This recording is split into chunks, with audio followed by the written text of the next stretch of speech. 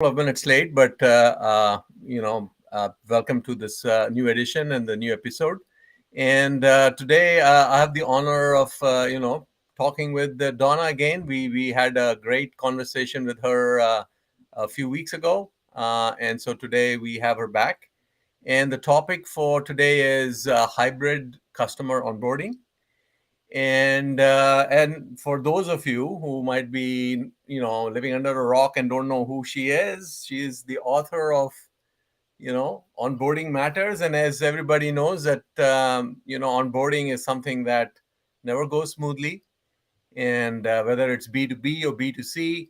And I remember my first iPhone that I got, and even though it's such a great phone and everything, and even I was like, what is this? And grinding your teeth sometimes because I was using Windows CE, and even though not to say anything negative, but it left a lot to be desired. But I was used to what was there and what wasn't.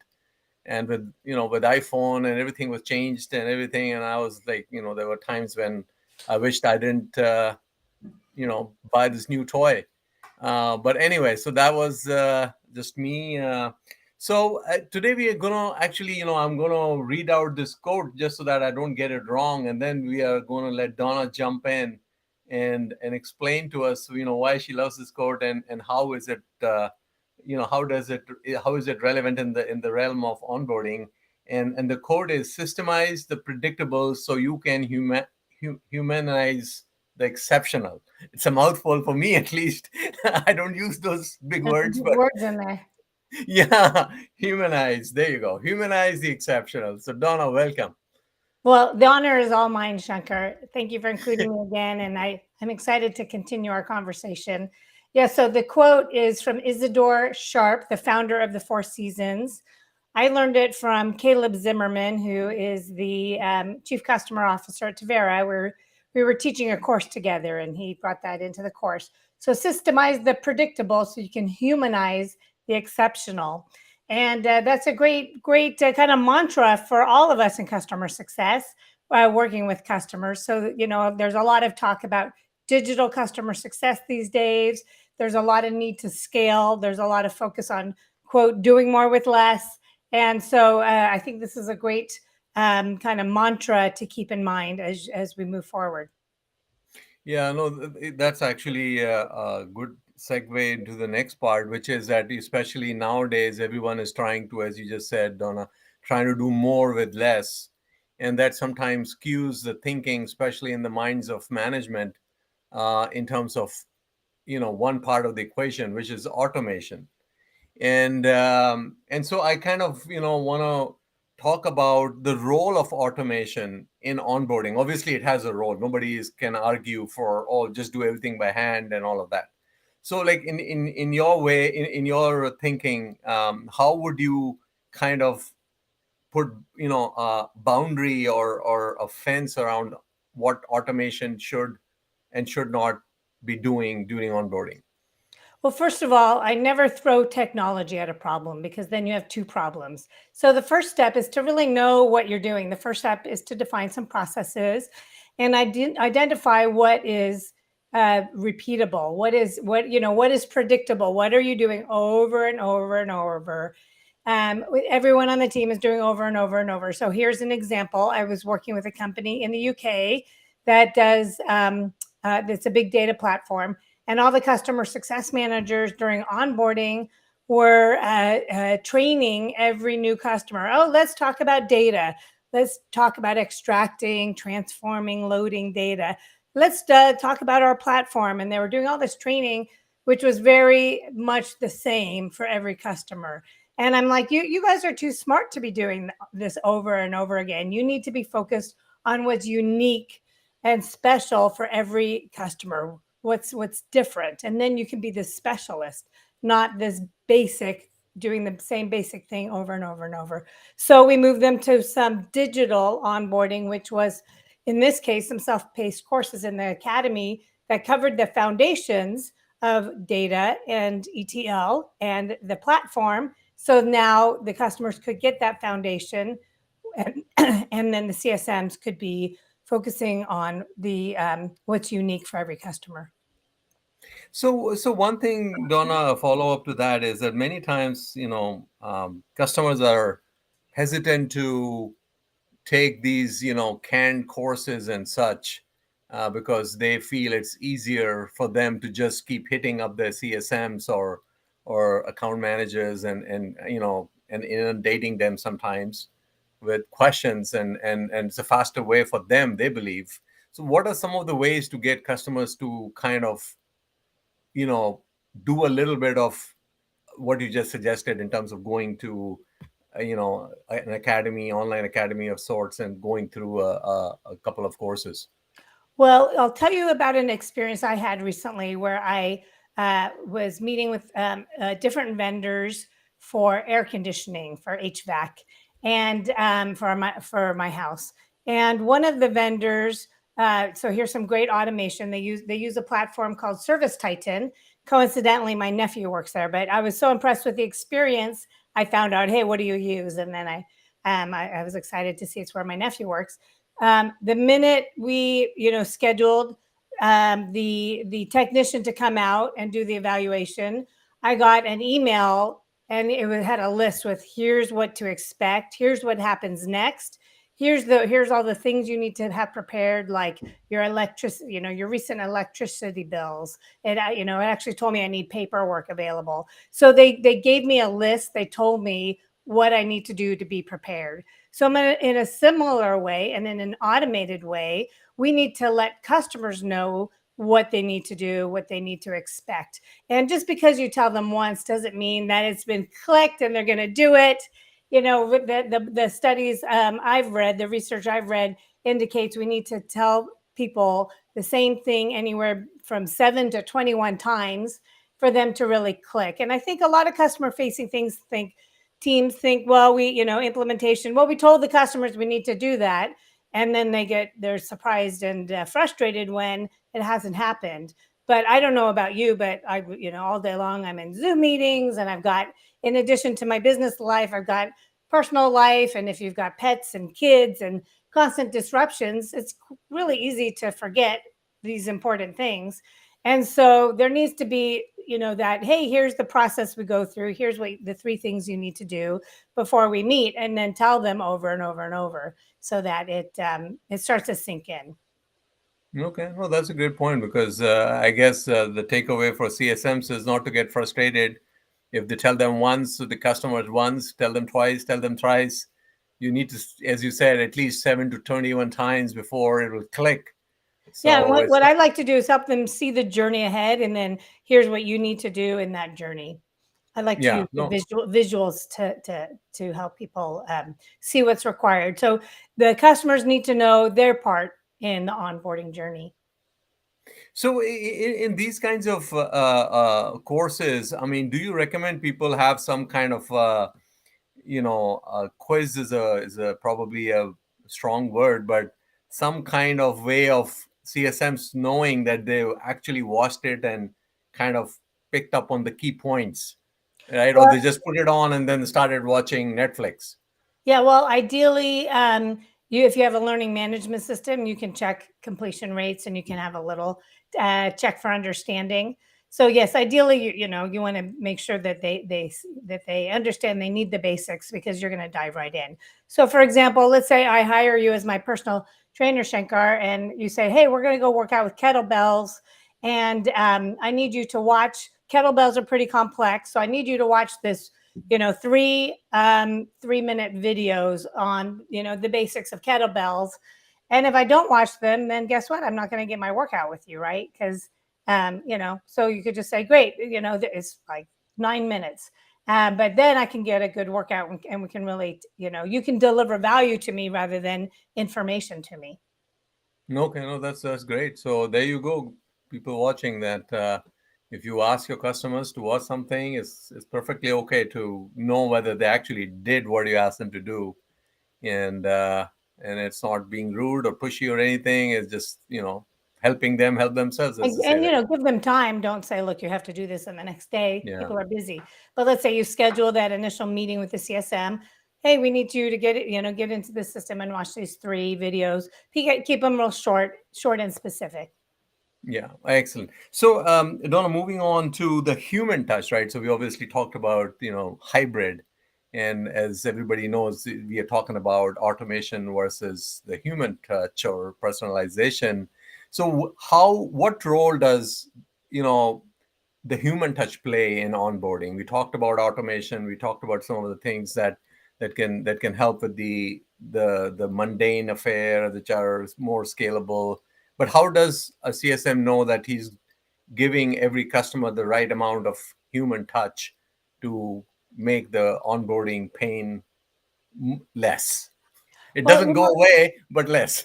Well, it all depends on how complex and your product is, how long the implementation is. So it really depends. But just to go back to the quote, what is the exceptional? How can you be exceptional? How can you be that what's unique for every customer, rather than going over the basics over and over? When you can be delivering the exceptional, it's also gives you more job satisfaction. So it's going to be a more positive experience for the implementation teams, the customer success managers, the customer facing teams, because they're not going to get so bored.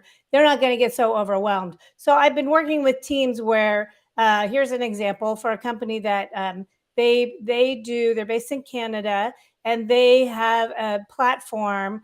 So when you're doing like adventures, like let's say you go river rafting, and there's a company there like on the rock, overlooking this big scary rapid. They take photos of you going through the rapid, right?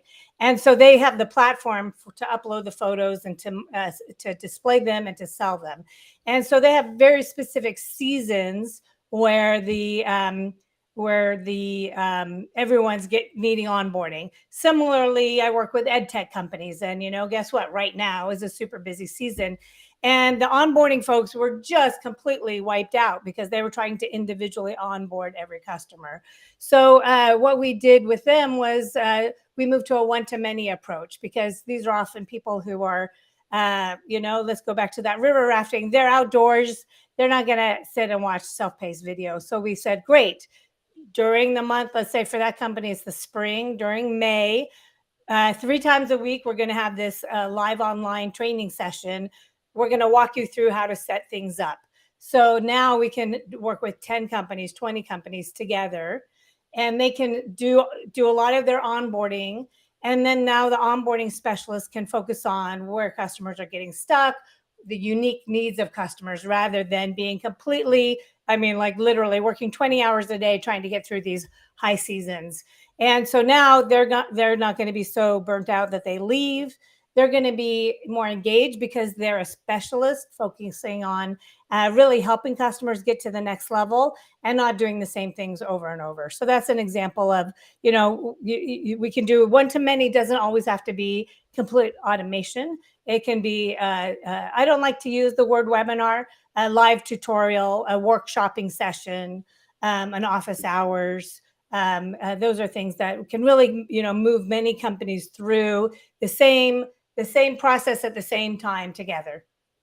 Yeah. No, I think office hours works very nicely. It's kind of a great way to put a cohort together, maybe in some Mhm. way, and it creates synergy in terms of being part of a group and not feeling that you just don't understand everybody else is doing great. So it's kind Yeah. of I a think more customers love learning from each other, and we yes, get to collaborate and commiserate. And everyone thinks that the problems that they're dealing with are unique, but the yeah. reality is most of the times everyone's dealing with similar challenges. Yeah, no, totally. So, one thing, that also people kind of wonder, CSMs and management and stuff, is that the let's say in an onboarding you have X amount of automation and the rest in terms of human touch. Should that be consistent across the customer base? Because you could have small customers, medium customers, large customers, Fortune 50 customers, all those kinds of things. And should that approach kind of take into account what's the size of the deal? Because that is something that sales has very strong opinion on, and they will push for a certain end goal. But in terms of just being an efficient customer facing organization, what are the best practices around this? Well, I just recently heard that Nick Mehta, the CEO of Gainsight, said that digital customer success is not a customer segment. And earlier, I'll just say in the last kind of several years, it was kind of this assumption that the large enterprise companies get the white glove treatment, and the small medium companies get the tech touch. And I've always argued with that, because what I see, sometimes the smallest companies need the most handholding. They don't have the team, they don't have the resources to really be successful with complex software. Sometimes the largest customers, they've got whole teams in place, right? So they really know how to go in, and maybe they have project management organization, they've got technical people, they've got certified admins, whatever it is. And the smaller companies, they're busy juggling many different roles. So it's really all, one, you really need to know your customers. Two, you need to know what outcomes you're driving. So, and then I really like to talk about this hybrid customer success, or hybrid onboarding, where you're delivering the right touch to the right persona at the right time. And you can have high touch moments in a digital journey. You can have tech touch moments in a really high touch white glove journey. So it's really all about looking, knowing what where things are lacking consistency, where you really need to move things forward, where customers are getting stuck, how you can, let's say if your smallest customers, they can't get to value because they're just, floundering. Well, you better go in and do stuff for them. And maybe you create a package, maybe you create a program. I'm not saying you do it for free, but you can create, a consistent, repeatable service. One company I worked with, they do like network infrastructure and monitoring, and they realize that customers really are most sticky when they have reports, when they have access to reports, because this is like not sexy software. It's stuff is, it's in the infrastructure, it's behind the scenes, and you don't really know if things are going well. You don't even know about it. So what they realized was they needed to have reports so people could see all the stuff going on behind the scenes. And so now they just have a quick start package. They just, most of the customers, you get the quick start package. We roll it out with your reports, and then customers get value immediately. They're not waiting to try to figure out how to create and access reports. Yeah, no, actually, you made a lot of great points. Just to unpack a little bit, I mean, for people watching, is, you talked about, you could have tech touch points and more white glove points based on where a customer is in the journey, not just who the customer is. And then you also talked about the various personas that you might be working with. And so even for the same customer, you might have different ways of getting them onboarded based on their skills and their comfort level with, this pace of onboarding and what they know from before, from the prior experience, versus maybe what they're getting onboarded on now. And it's kind of, I think, in my opinion, I think it's a little bit of a collaborative exercise between CSM, working with the customer on a day-to-day basis, and their management to some extent. Because obviously at the management level, there are some certain goals that you need to, adhere to, that you have promised, to the executives. So there's a little bit of give and take in that. But I think it's definitely something that CSM should be talking internally, talking with the team, talking with the management, and trying to come up with, because not one size fits all, whether it's across a different customer base, small, medium, large, or even if it is the same customer, different people that you're working with. Would they be fair to say? Yeah, absolutely. And so that's why you really need to know your customers. You really need to know what behavior you're trying to drive. So remember, it's not just information. You're looking to deliver transformation. That's one of my new favorite quotes. And so, so what do you need to do to really make that deliver that value, make some transformation happen along the onboarding journey?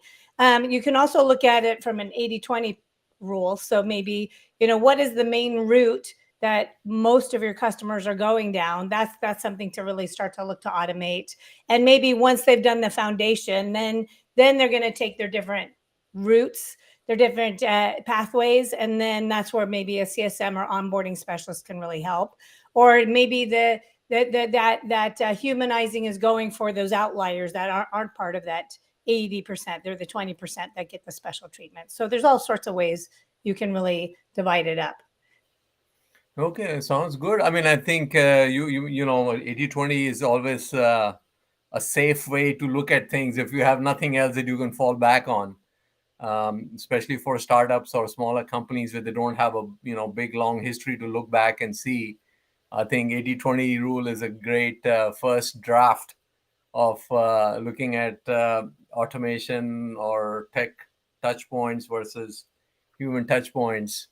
And then I really recommend, rather than assuming every customer is a special snowflake, can you even group them into, let's say there's 3 groups, they usually go down route A, route B, route C, try to group them so that you're not thinking every customer requires special care. And you know what? 80% of customers are trying to accomplish A, B, or C. Great. Then you can define a consistent, repeatable process to get to A, to get to B, to get to C.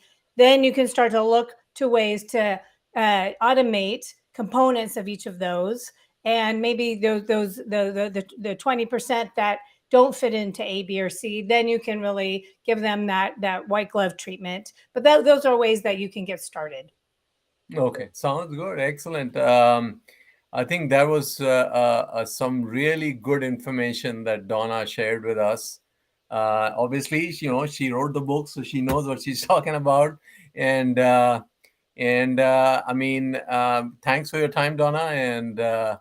And we will love to have you back at some point again and talk some more about onboarding. And because onboarding is something that I think is a constant, consistent pain point, not just for customers who are getting onboarded, but even for CSMs who have all kinds of horror stories to tell about their onboarding mishaps, which is sometimes their fault or sometimes it's not. But that's just what should I say? Stories that folklore and such that get around. So thank you once again, Donna. Well, I'm here to help. And my next cohort number 10 of my orchestrated onboarding masterclass starts in mid-September. So, come in, roll up your sleeves. We're going to define an optimized onboarding framework for your business and really look at where we can automate within that process. Sounds good. Thank you. Thank you, Shankar.